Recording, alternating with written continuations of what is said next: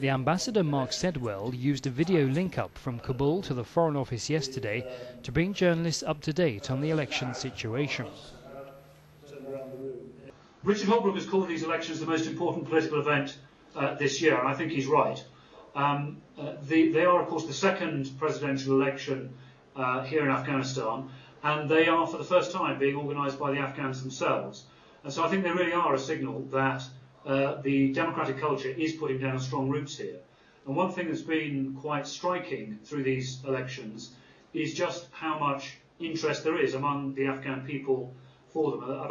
I believe about 40,000 inquiries a week come into the election hotline. If you go and see that, there's lots of young Afghans in t-shirts and jeans tapping away at laptops, answering questions on the phone, answering questions online.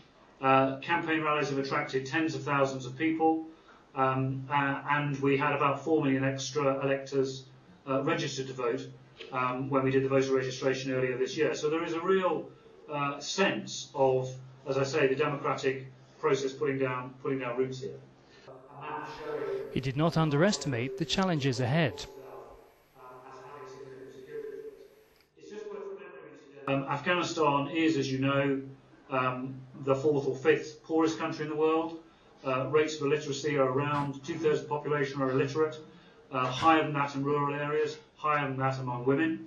And of course, we have a conflict in around 1/3 of the country, particularly across the south and east, which is a major challenge. So the circumstances are very challenging, and we have to recognise that, and recognise that these elections are therefore going to be pretty rough and ready in places.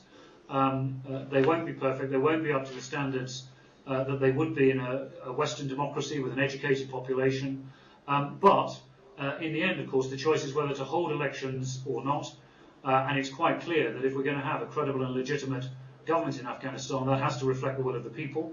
And our view, the view of the Afghan constitution, of course, the view of the Afghans themselves, is that much better to go ahead with elections on time, as these broadly speaking are, rather than not have them, despite the challenges that there are. Security, he said, remained a major issue, but more people will now be able to vote, especially in the south. Security is, of course, a critical issue, and critically the issue in the south and east. You're all aware of the challenges we face.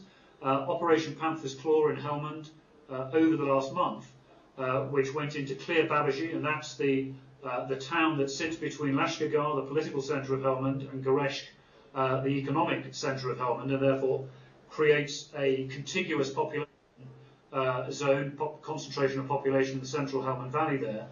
The reason for doing that operation now, it would have to have been done at some point, the reason for doing it now was largely in order to create freedom of movement and allow the elections to go ahead effectively in that area. And we believe, therefore, that around 70% of the population of Helmand will now be able to vote.